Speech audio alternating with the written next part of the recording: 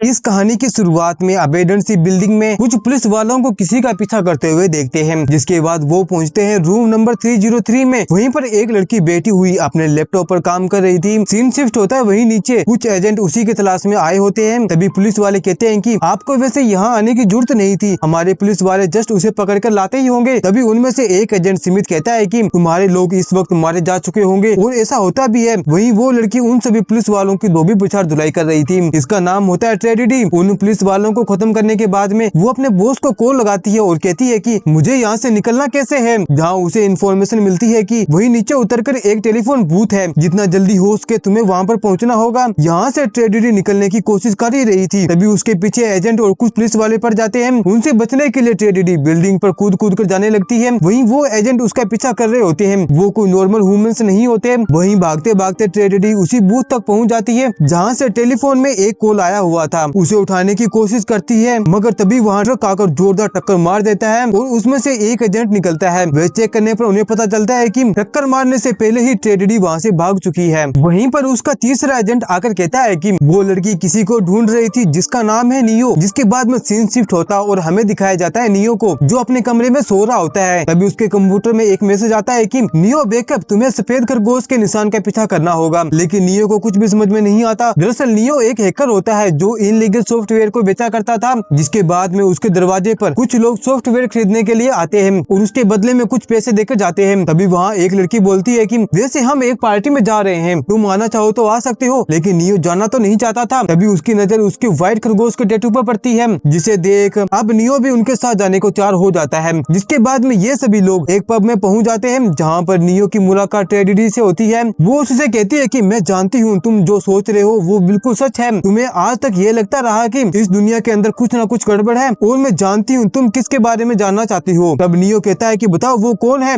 तब ट्रेजेडी कहती है कि मॉर्फियस, जिसे तुम ढूंढ रहे हो, वो खुद तुम्हें कई सालों से ढूंढ रहा है। मुझे अब यहाँ से निकलना होगा क्योंकि कुछ लोग तुम्हारा और मेरा पीछा कर रहे हैं। जिसके बाद में सीन शिफ्ट होता है नेक्स्ट डे, जहाँ नियो अपनी कंपनी में जॉब करने के लिए पहुँचता है। तभी वहाँ एक शख्स आकर उसे एक पार्सल देकर जाता है। जैसे नियो उस पार्सल को खोलता है, तभी उसमें से एक फोन निकलता है और हाथों हाथ ही एक कॉल आ जाता है, जिस पर नियो कॉल को पिक करके और पूछता है कि आखिर तुम हो कौन। वो कहता है कि मेरा नाम मॉर्फियस है, जिस शख्स को तुम ढूंढ रहे थे वह मैं ही हूँ। तुम्हारी जान खतरे में है, अगर विश्वास नहीं होता तो तुम खड़े होकर देखो। जैसे ही नियो खड़ा होकर देखता है, तभी वहाँ पर वही एजेंट नियो का पीछा कर रहे होते हैं। तभी मॉर्फियस कहता है कि अगर अपनी जान को बचाना चाहते हो तो मेरा कहना मानो या फिर उनके हाथों पकड़े जाओ। नियो के पास में कोई चारा नहीं होता। अब वो उनके बताए अनुसार धीरे धीरे बचता बचाता उन एजेंट से पूरे ऑफिस से बाहर निकलने की कोशिश करता है, और अब वो एक खिड़की के पास में आकर रुक जाता है और मॉर्फियस कहता है कि तुम्हें यहाँ से दूसरी बिल्डिंग पर छलांग लगानी होगी। अगर नहीं कूदे तो पीछे से वो एजेंट आकर तुम्हें पकड़ लेंगे। नियो कहता है अगर मैं कूदा तो मैं मारा जाऊंगा। जिसके बाद में वो पुलिस वाले उसे पकड़कर अपनी कस्टडी में ले आते हैं। वहाँ पर नियो उसे पूछताछ करता है। एजेंट स्मिथ उससे कहता है कि हमें तुम्हारे बारे में सब कुछ पता है कि तुम इनलीगल सॉफ्टवेयर को बेचते हो। अगर हम चाहे तो तुम्हें अभी पुलिस हवालात में लंबे समय तक डलवा सकते हैं, लेकिन अगर तुम हमारे साथ में मिल जाओ तो वो सजा कम हो सकती है। मगर नियो को उन पर बहुत गुस्सा आ रहा था और कहता है कि मैं तुमसे बात नहीं करूंगा, पहले अपने वकील से बात करूंगा। अब एजेंट स्मिथ उससे कहता है कि तुम बात तो जब करोगे ना जब तुम्हारे पास में बोलने के लिए जुबान होगी। और देखते ही देखते नियो के मुंह से जुबान गायब होना स्टार्ट हो जाती है। उसके मुंह पूरी तरह से ब्लॉक हो जाता है। वो काफी कोशिश करता है बोलने के लिए, मगर वो बोल नहीं पाता। जिसके बाद में वो एक एजेंट उसे एक टेबल पर पटक कर उसके पेट में एक मैकेनिकल कीड़ा डालने की कोशिश करता है। नियो काफी झटपटाता है, उन्हें रोकने की कोशिश भी करता है, मगर उसका मुंह बंद होने की वजह से वो कुछ भी नहीं कर पाता और वो कीड़ा उसकी नाभि के जरिए उसके शरीर में घुस जाता है। तभी वो नींद से जागता है। उसे लगता है कि ये सब उसका सपना होगा, मगर तभी उसे मॉर्फियस का कॉल आता है। वो कहता है कि मुझे पता चल गया है तुम वही मसीहा हो। नियो उसकी बात को समझ नहीं पाता। नियो कहता है तुम आखिर हो कौन, तुम मुझसे क्या चाहते हो। तब मॉर्फियस उसे कहता है कि मुझे नीचे ब्रिज के पास आकर मिलो। जब नियो नीचे ब्रिज के पास आकर पहुंचता है, तभी वहाँ पर एक गाड़ी आती है जिसके अंदर वही लड़की और उसके साथी होते हैं।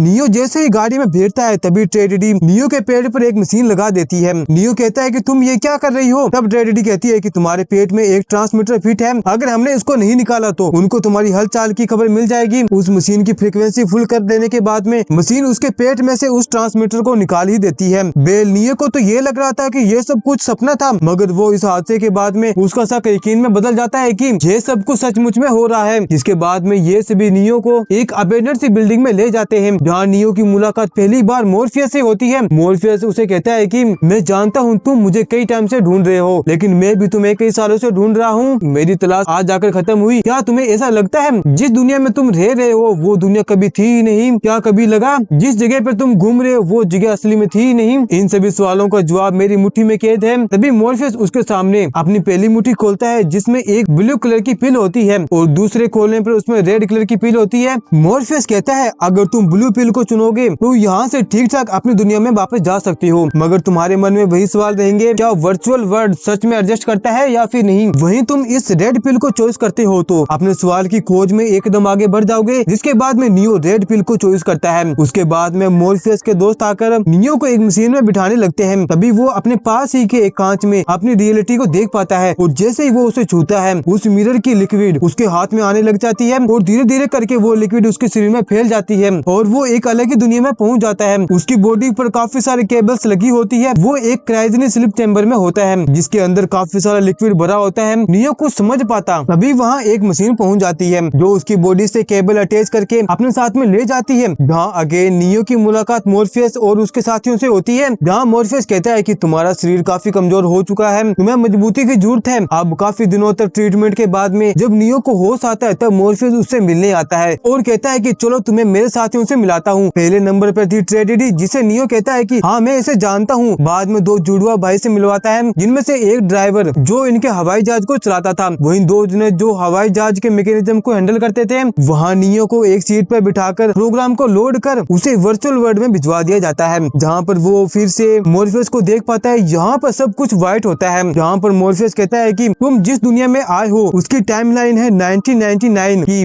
मगर जहाँ पर अभी हम रह रहे हैं इसका वक्त है 2199। इस वक्त पूरी दुनिया खत्म हो चुकी है। 21 सेंचुरी के अंदर हमने एक आर्टिफिशियल इंटेलिजेंस को तैयार किया था, मगर धीरे धीरे करके उस एआई ने हमारे ऊपर ही उल्टा वार किया। हमने उसे रोकने की काफी कोशिश भी करी, आसमान पर काले बादल ला दिए ताकि उनकी ऊर्जा का स्रोत खत्म हो जाए, लेकिन आगे चलकर उन मशीन ने ही हमें ही बायोलॉजिकल बैटरी बना दिया। उन्होंने एनर्जी को पाने के लिए हमारे शरीर को एक क्रायोजेनिक स्लीप चैम्बर में डाल दिया और हमारे दिमाग की तरंगों से ही उस ऊर्जा को बनाने लगे जो उनके मैकेनिज्म को चलाने के लिए काफी था। मगर धीरे धीरे करके हमारे शरीर से ज्यादा तरंगे न उठने की वजह से उनको पावर कम मिलने लगी। तो उन्होंने सोचा कि अगर इंसान के दिमाग को एक्टिव रखना है तो क्यों ना उनके लिए एक वर्चुअल वर्ल्ड तैयार कर दिया जाए जहाँ पर इंसानों का दिमाग बिजी रहेगा तो हमें भी ऊर्जा मिलती रहेगी। ये सारी बातें जानकर नियो काफी ज्यादा शौक रह जाता है। दिमागी तौर पर काफी थक जाने की वजह से नियो वहीं पर गिर जाता है, जिसके बाद में अगेन नियो की आंख खुलती है तब मोर्फियस वहीं पर बैठा होता है। वो उसे कहता है कि आज से कई सौ साल पहले इस मैट्रिक्स वर्ल्ड में एक इंसान जाग गया था, उसी ने ये सब कुछ बनाया, साथ ही हमें भी जगाया और बताया कि जब तक मैट्रिक्स है तब तक इंसान इस मशीन के कैद में रहेगा। अगर ये मैट्रिक्स दुनिया पूरी तरह से तबाह हो जाएगी तो हम इंसान फिर से आजाद हो जाएंगे। मगर कुछ टाइम के बाद में वो इंसान मारा गया, लेकिन तभी एक भविष्यवाणी करी एकल नाम की औरत ने और बताया कि वो मसीहा जरूर आएगा और मेरे अकॉर्डिंग वो मसीहा तुम ही हो जो इंसानी जाति को मैट्रिक्स से बचाएगा। जिसके बाद में सीन शिफ्ट होता है नेक्स्ट डे, जहाँ पर उससे मिलने के लिए टैंक आता है और उसे बताता है कि आज तुम्हारे ट्रेनिंग का पहला दिन है, चलो मार्शल आर्ट की ट्रेनिंग के साथ में शुरुआत किया जाए। और काफी सारे डीवीडी ड्राइव को उसके माइंड में इंस्टॉल कर देने के बाद में नियो खुद ही कहता है मुझे लड़ना आता है, जहाँ पर खुद मोर्फियस उससे लड़ने के लिए आता है। जिसके बाद में इन दोनों के बीच में एक शानदार मार्शल आर्ट फाइट होती है। अब उसकी फाइटिंग स्किल इतनी अच्छी हो चुकी थी, फीट इतनी बढ़ चुकी थी मानो वो कोई सुपर वुमेन हो। इसके बाद में सेकंड लेवल की बारी आती है, जहाँ पर ये सबसे ऊंची बिल्डिंग पर आ जाते हैं, जहाँ मोर्फियस उसे छलांग लगाने के लिए कहता है, मगर जैसे नियो छलांग लगाता है वो सीधा जमीन पर आकर गिर जाता है। जिसके बाद में नियो अपने रूम में सो रहा होता है, तभी वहाँ पर ट्रेजेडी आकर उसे खाना देती है। जिसके बाद में वो दो प्यार की बातें करती है, फिर वो वहाँ से चली जाती है। अब सीन शिफ्ट होता है और हम देख पाते हैं साइफर ने एजेंट स्मिथ के साथ में डील कर ली होती है और बताता है कि जिस शख्स की तुम तलाश कर रहे हो वो इस वक्त हमारे साथ हमारी शिप पर है, अगर तुम लोगों को वो लाकर ढूंढ दो उसके बदले में मुझे रियल वर्ल्ड के अंदर काफी सारा पैसा और नाम शोहरत चाहिए। अब एजेंट स्मिथ उसकी डील के साथ में एग्री कर जाता है। अब नेक्स्ट डे जहाँ पर पूरा का पूरा ग्रुप निकल पड़ता है ओरेकल से मिलने के लिए, क्योंकि मोर्फियस को ओरेकल पर विश्वास था। ओरेकल ने ही मोर्फियस को बताया था कि मसीहा जरूर आएगा और जब मोर्फियस के पास में नियो था तब बिना देरी के वहाँ तक पहुँचना चाहते थे, लेकिन तभी साइफर उन सभी की नजरों से बचता हुआ खुद का फोन वहीं कचरे के डिब्बे में फेंक देता है और यह संकेत एजेंट स्मिथ तक पहुंच जाता है। वहीं दूसरी तरफ मोर्फियस नियो को लेकर एक फ्लैट में पहुंच जाता है, जहां पर नियो की मुलाकात ओरेकल से होती है। वहां ओरेकल बताती है कि मोर्फियस को तुम्हारे ऊपर काफी ज्यादा विश्वास है, लेकिन अफसोस की बात यह है कि तुम जो नहीं हो जो मसीहा बनेगा। ये सुनते ही नियो काफी ज्यादा हैरान हो जाता है। तब ओरेकल बताती है कि तुम्हारी डेथ होने वाली है मगर तुम्हारा फिर से पुनर्जन्म होगा। अभी के लिए मैं तुम्हें इतना ही बता सकती हूँ। ये सुनकर नियो हताश मन से बाहर आ जाता है। यहाँ अब सारा ग्रुप मिलकर एक छोटी टेलीफोन बूथ तक पहुँच चुका होता है, क्योंकि टेलीफोन के जरिए ही ये लोग वर्चुअल वर्ल्ड में से रियल वर्ल्ड में आ जा सकते थे। मगर तभी यहाँ पर कुछ पुलिस वाले आकर हमला कर देते हैं, जिस सीक्रेट डोर से ये हमेशा ट्रेवल किया करते थे, जो इस वक्त साइफर ने टेक्निकल बंद कर दिया था। यहाँ टैंक उन्हें रास्ता बताने की कोशिश भी करता है, लेकिन तभी पीछे से एक्चुअल वर्ल्ड के अंदर साइफर आकर उसे भी जान से मार डालता है। ये लोग उनसे बचने की काफी कोशिश करते हैं, मगर तभी एजेंट स्मिथ आकर मॉर्फियस को पकड़ लेता है, अपने साथ में ले जाता है। वहीं साइफर अपनी मैकेनिकल मशीन के साथ में वर्चुअल वर्ल्ड में पहुंचकर इन सभी क्रू को एक एक करके मार रहा होता है, जिसके बाद में बारी आती है नियो की। उसे खत्म करने ही वाला होता है, लेकिन तभी तक पीछे से टैंक जाग जाता है और उस पर हमला कर देता है और उसे गिरा देता है। वहीं दूसरी तरफ एजेंट स्मिथ, जिसके कैद में होता है मॉर्फियस खुद, एजेंट मॉर्फियस से पूछता है कि आखिर नियो कहाँ पर है, उसका पता बता दो, बदले में मैं तुम्हारी जान बख्श दूंगा। वहीं एक्चुअल वर्ल्ड के अंदर नियो कहता है कि मैं उससे लड़ूंगा और मॉर्फियस को वापस लेकर आऊंगा। जिसके बाद में खुद नियो अपने आप को वर्चुअल वर्ल्ड में पहुंचा देता है, जहाँ पर अब ट्रेजेडी और नियो काफी सारे गन लेकर उस बिल्डिंग के नीचे पहुंच जाते हैं। एक एक कर सारे सिक्योरिटी वालों को अपनी बंदूक से पेल रहे होते हैं। जिसके बाद में ये पहुंच जाते हैं टॉप फ्लोर पर, लेकिन वहीं पर भी कुछ सारे सोल्जर आकर उनका सामना करना शुरू कर देते हैं। हालांकि ट्रेजेडी उन सभी को संभाल रही थी, मगर तभी उन एजेंट में से एक एजेंट, जो वर्चुअल वर्ल्ड के अंदर किसी भी इंसान का रूप ले सकता था, वो अपने आप को ट्रांसपोर्ट करके नियो के ऊपर काफी सारे गोले चलाता है, जिन्हें नियो काफी फास्टनेस के साथ में टॉर्च कर जाता है, बिल्कुल मैट्रिक्स स्टाइल में। जिसके बाद में ये लोग एक हेलीकॉप्टर से उस पूरे कांच को अपनी मशीन गन से उड़ा देते हैं और मॉर्फियस को अपने हेलीकॉप्टर के साथ में लेकर निकल जाते हैं।